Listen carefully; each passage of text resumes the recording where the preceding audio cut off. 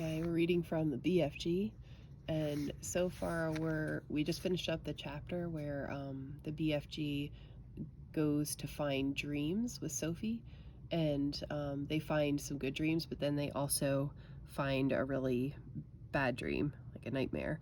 And so they're leaving now because he felt like he wasn't having good luck getting good dreams. He was just catching the bad ones.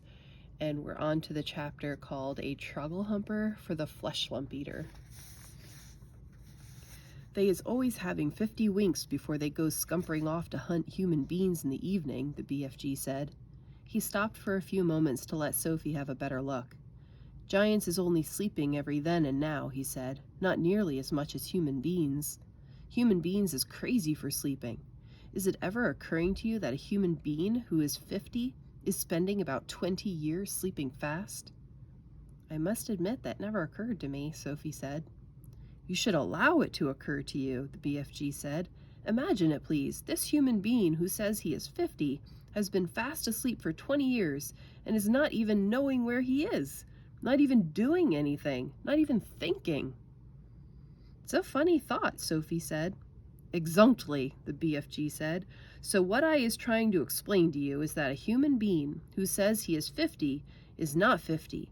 He is only 30. What about me? Sophie said. I am 8. You is not 8 at all, the BFG said. Human being babies and little chidlers is spending half their time sleeping, so you is only 4. I'm 8, Sophie said. You may think you is 8, the BFG said, but you have only spent 4 years of your life with your little eyes open. You is only 4, and please stop higgling me. Titchy little snapper whippers like you should not be higgling around with an old sage and onions who is hundreds of years more than you. How much do giants sleep? Sophie asked. They is never wasting much time snozzling, the BFG said. 2 or 3 hours is enough. When do you sleep? Sophie asked. Even less, the BFG answered. I is sleeping only once in a blue baboon. Sophie, peeping out from her pocket, examined the 9 sleeping giants. They looked even more grotesque now when they were awake. Sprawled out across the yellow plain, they covered an area about the size of a football field. Most of them were lying on their backs with their enormous mouths wide open, and they were snoring like foghorns. The noise was awful. Suddenly, the BFG gave a jump in the air. By gum, frog, he cried. I is just having the most wopsy whiffling idea. What? Sophie said. Wait, he cried. Hold your horse feathers. Keep your skirt on. Just you wait to see what I is going to bring about. He galloped off fast to his cave with Sophie hanging on tight to the rim of his pocket. He rolled back the stone. He entered the cave. He was very excited. He was moving quickly. You stay where you is in my pocket, Huggy Bee, he said. We is doing this lovely bit of buck swashling both together. He laid aside the dream-catching net, but hung on to the suitcase. He ran across to the other side of the cave and grabbed the long trumpet thing, the one he had been carrying when Sophie had first seen him in the village. With the suitcase in one hand and the trumpet in the other, he dashed out of the cave. What is he up to now? What Sophie wondered. Peep your head up good, the BFG said. Then you will get a fine winkle of what is going on. When the BFG came near to the sleeping giants, he slowed his pace. He began moving softly. He crept on his toes toward the ugly brutes. They were still snoring loudly. They looked repulsive, filthy, diabolical. The BFG tiptoed around them. He went past the gizzard gulper, the blood bottler, the meat dripper, the child chewer. Then he stopped. He had reached the Fleshlumpeater. He pointed at them. Then he looked down at Sophie and gave her a big wink. He knelt on the ground and very quietly he opened the suitcase. He took out of it the glass jar containing the terrible, nightmarish Trogglehumper.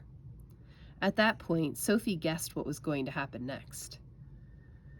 Oh, she thought, this could be rather dangerous. She crouched lower in the pocket so that only the top of her head and her eyes were showing. She wanted to be ready to duck out of sight very fast should anything go wrong. They were about 10 feet away from the Fleshlumpeater's face. The snoring, snorting noise he was making was disgusting.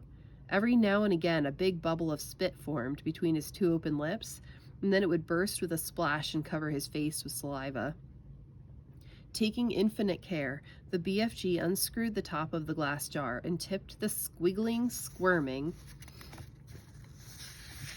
faintly scarlet Trogglehumper into the wide end of his long trumpet. He put the other end of the trumpet to his lips. He aimed the instrument directly at the Fleshlumpeater's face. He took a deep breath, puffed out his cheeks, and then, whoof, he blew. Sophie saw a flash of pale red go darting towards the giant's face. For a split second, it hovered above the face, then it was gone. It seemed to have been sucked up by the giant's nose, but it had all happened so quickly, Sophie couldn't be sure. "We had better be skittling away quick to where it is safe," the BFG whispered. He trotted off for about 100 yards, then he stopped. He crouched low to the earth. "Now," he said, "we is waiting for the gun and flames to begin." They didn't have to wait long. The air was suddenly pierced by the most fearful roar Sophie had ever heard, and she saw the Fleshlumpeater's body, all 54 feet of it, rise up off the ground and fall back again with a thump. Then it began to wriggle and twist and bounce about in the most violent fashion. It was quite frightening to watch. "Eow!" roared the Fleshlumpeater. "Ow!" "He's still asleep," the BFG whispered. "The terrible troggle-humping nightmare is beginning to hit him." "Serves him right," Sophie said. She could feel no sympathy for this great brute who ate children as though they were sugar lumps.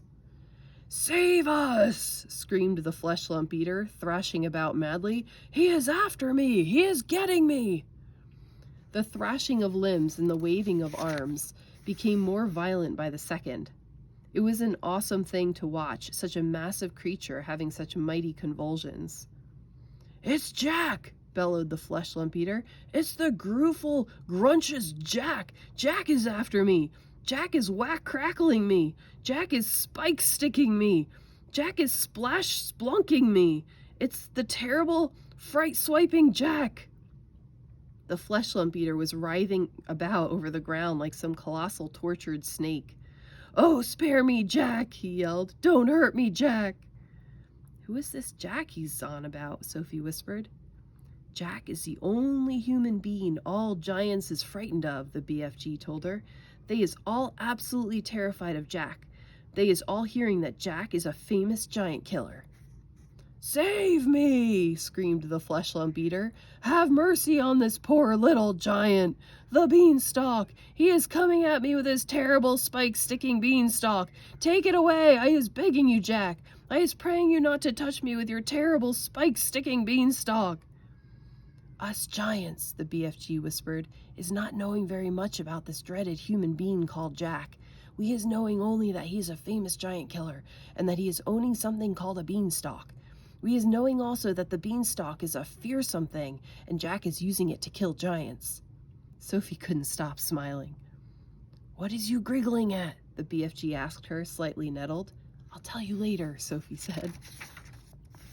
The awful nightmare had now gripped the great brute to such an extent that he was tying his whole body into knots.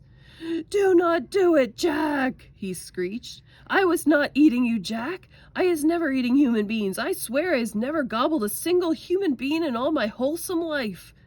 "Liar," said the BFG.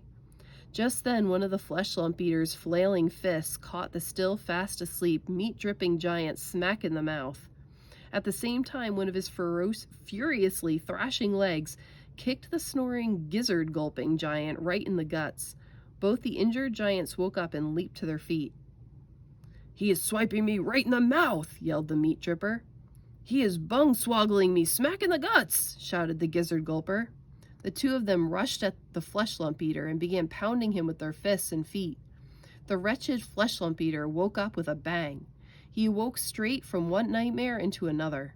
He roared into battle, and in the bellowing, thumping, rough and tumble that followed, one sleeping giant after another either got stepped upon or kicked.